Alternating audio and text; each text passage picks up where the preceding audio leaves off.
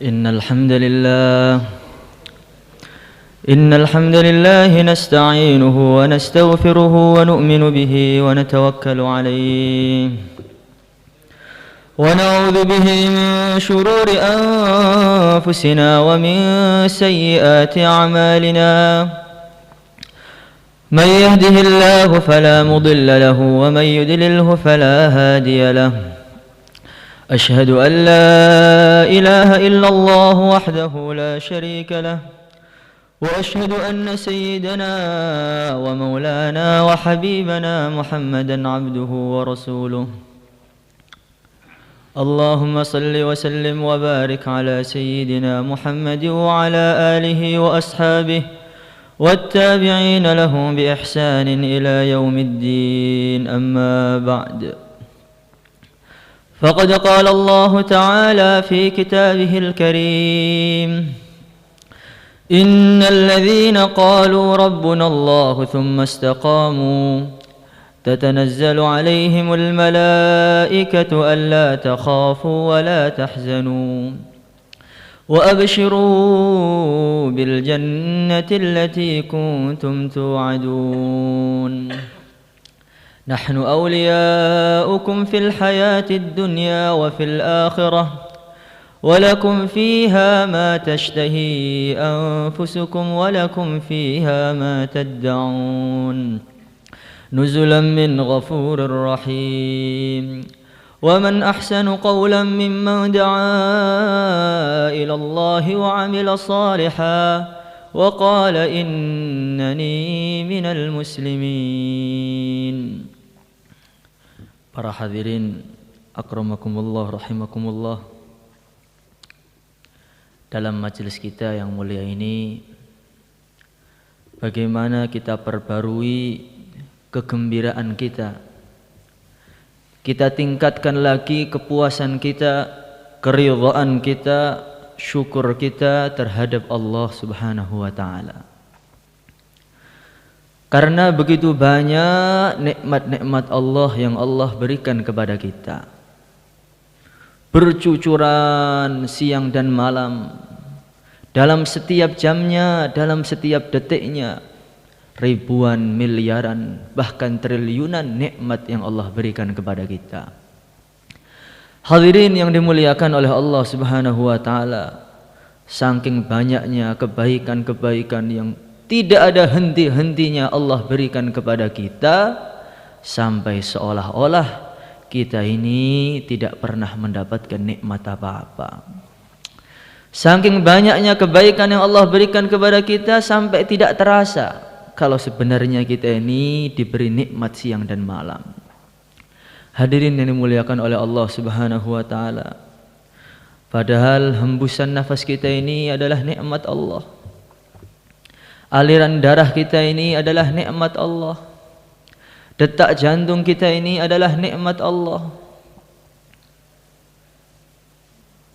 Kedipan mata kita ini adalah nikmat Allah. Kita duduk di sini dengan tenang. Ini masjid ini tidak gempa, ini pun nikmat Allah.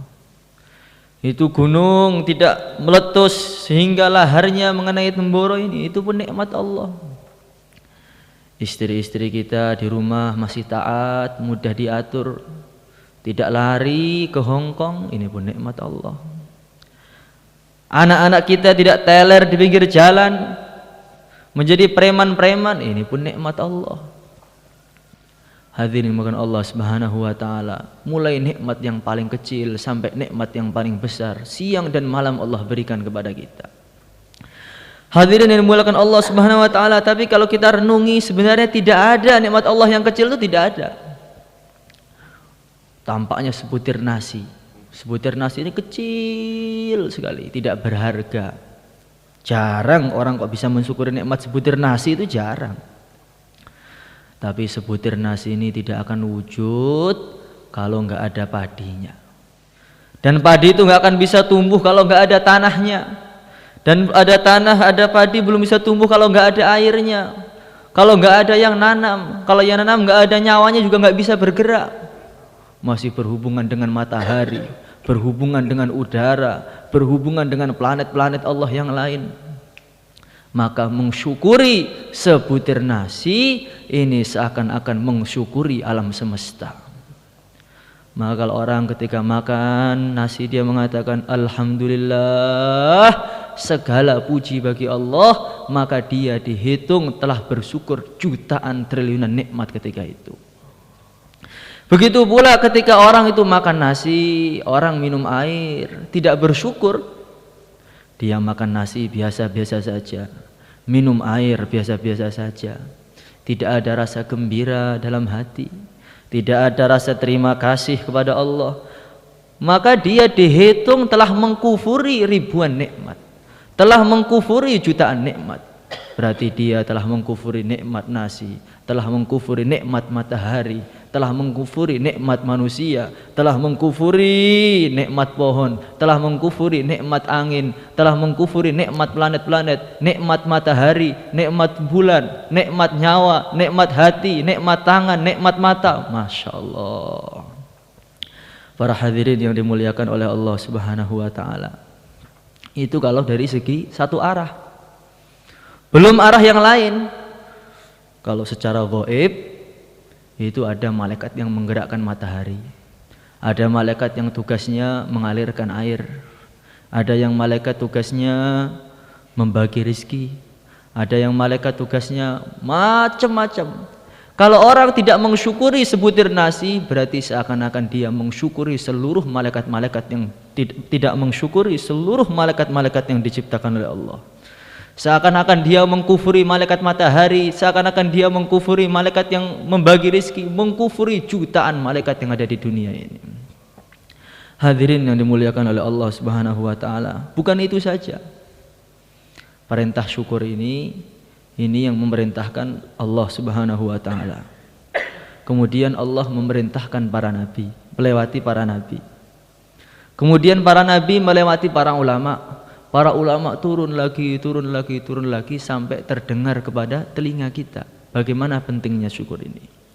Berarti kalau kita tidak syukur, seakan-akan kita mengkufuri para ulama, kemudian mengkufuri para nabi, mengkufuri 124.000 nabi. Inilah bahayanya kufur, bahayanya tidak syukur kepada nikmat Allah Subhanahu wa ta'ala.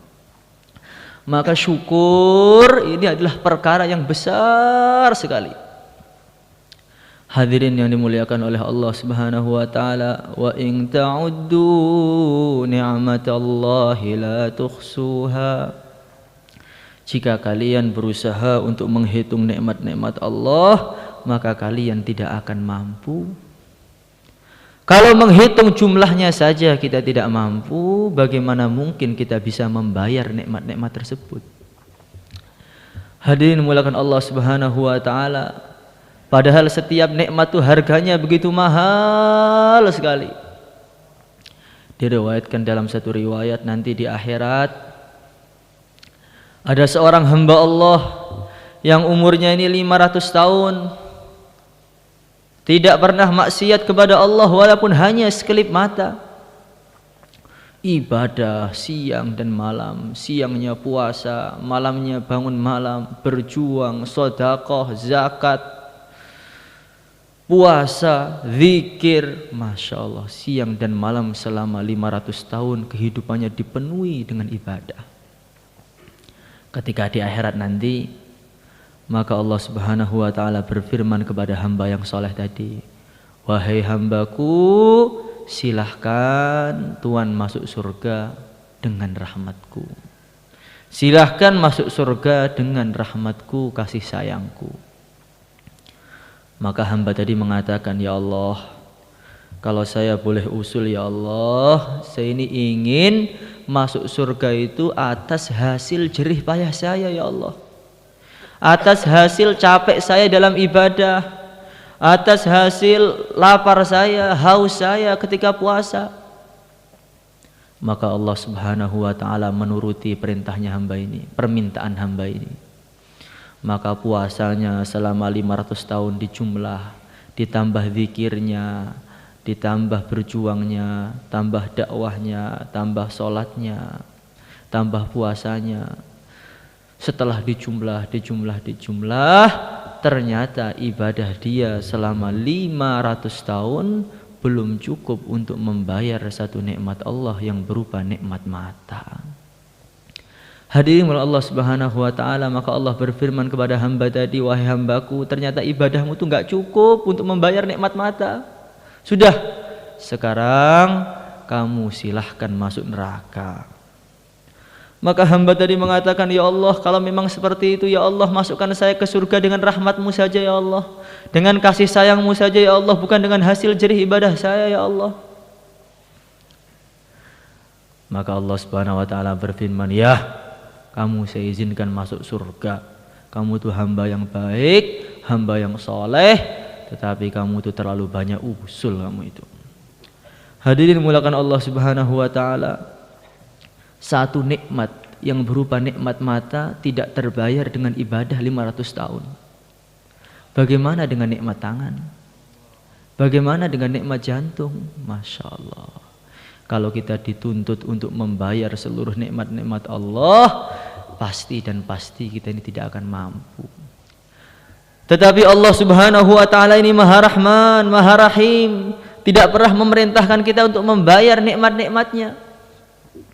Tetapi Allah berfirman, la in syakartum la azidannakum wa la in kafartum inna adzabi lasyadid. Wahai para hamba-hambaku, cukup kalian syukur, itu sudah cukup untuk membayar nikmat-nikmatku. Bukan hanya itu saja, kalau kalian syukur akan saya tambah lagi, tambah lagi, tambah lagi nikmat tersebut. Hadirin yang dimuliakan Allah Subhanahu wa taala, inilah pentingnya setiap hari kita perbarui syukur kita, kita perbarui lagi syukur kita. Karena sudah menjadi fitrahnya hamba, sudah menjadi fitrahnya manusia. Kalau perkara itu datang, kemudian datang lagi, kemudian datang lagi, kemudian datang lagi, lama-lama lupa. Orang kalau pertama kali diberi nikmat mobil, oh dia gembira. Kalau ditambah lagi yang kedua, sudah berkurang gembiranya. Lama-lama sudah tidak gembira. Lama-lama hilang gembiranya. Kita karena setiap hari sudah punya tangan, setiap hari punya mata, setiap hari punya kaki, maka seakan-akan mata, kaki, telinga tidak lagi nikmat. Tetapi kalau Allah Subhanahu wa taala sudah mengambil nikmat tersebut, tiba-tiba kakinya kesleo, tiba-tiba kakinya patah, naudzubillah min dzalik.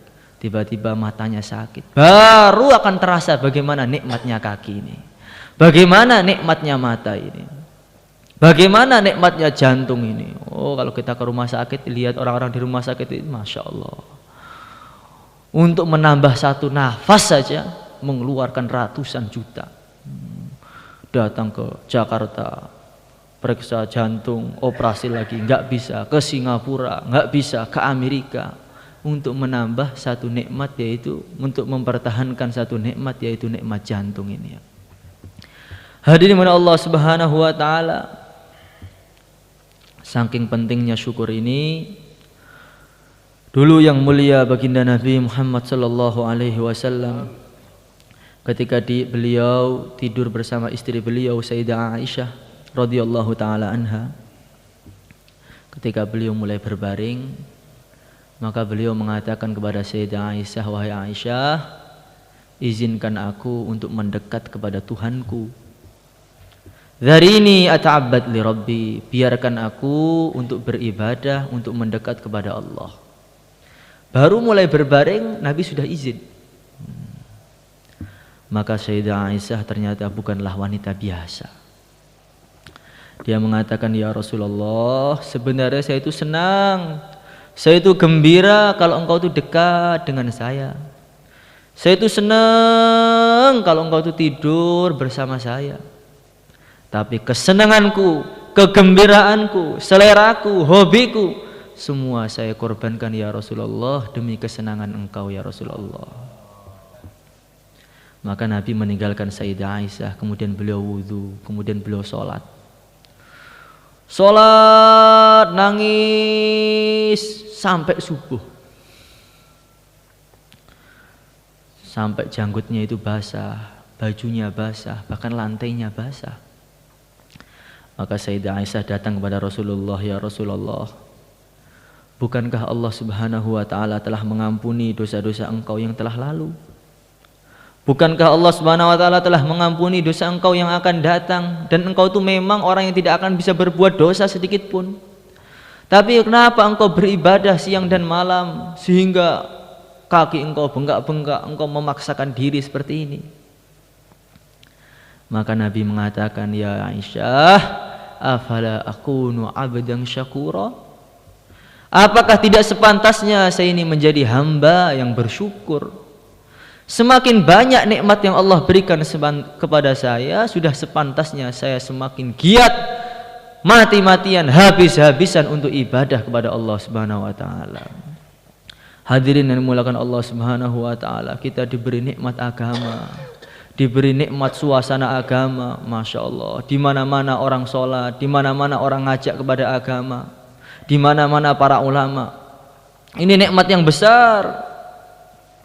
Kalau orang itu dilahirkan di daerah-daerah kemaksiatan sana, di daerah-daerah Bali, di Amerika, maka dia itu baru bangun saja, duduk saja sudah dapat dosa. Dia melihat suasana di sekitarnya, melihat orang-orang maksiat, sudah dapat dosa. Tapi kalau kita sekarang diletakkan di suasana agama yang begitu, Masya Allah, di mana-mana ulama, kita duduk melihat para ulama saja, ini pahalanya sudah bercucuran tidak ada habisnya. Nadhratun ilal alim ahabbu ilallah min ibadatis sanah qiyamiha wa siyamiha. Sekali pandang kepada orang alim, satu kali pandang melihat orang alim, ini lebih dicintai kepada Allah daripada ibadah 1 tahun, paginya dipenuhi dengan puasa, malamnya dipenuhi dengan sholat. Jadi kita duduk saja di Temboro ini sudah ribuan pahala datang kepada kita. Kita duduk melihat orang-orang dengan menggunakan jubah, kita senang, itu sudah dapat pahala. Banyak orang-orang Islam di mana-mana, di Temboro ini kita salaman saja sudah menggugurkan dosa, Masya Allah. Jadi kalau mencari pahala itu paling gampang ya di Temboro ini. 1 hari bisa 1 triliun pahala kalau mau tuh. Hadirin yang dimuliakan oleh Allah Subhanahu wa ta'ala. Dulu ada seorang nabi, dia ini jalan putar-putar. Tiba-tiba dia itu menemukan satu batu yang sedang menangis. Satu batu yang sedang menangis. Sampai saking nangisnya tadi, sampai banjir air. Maka Nabi tadi bertanya, wahai batu, kenapa kamu menangis? Perkara apakah yang bikin kamu nangis? Maka batu tadi mengatakan, ya Nabi Allah, ketika saya ini mendengar firman Allah, waquduhan nasu wal hijarah, bahan bakar api neraka itu batu dan manusia. Maka mulai saat itu saya ini khawatir kalau Allah Subhanahu wa ta'ala menjadikan saya sebagai bahan bakar api neraka. Maka Nabi tadi mengatakan, wahai batu, enggak usah khawatir, kamu saya doakan kepada Allah supaya Allah tidak menyiksa kamu. Maka Nabi tadi doa, Allahumma salli ala Sayyidina Muhammad, ya Allah, Allahumma ya Allah, ya Allah, ya Allah.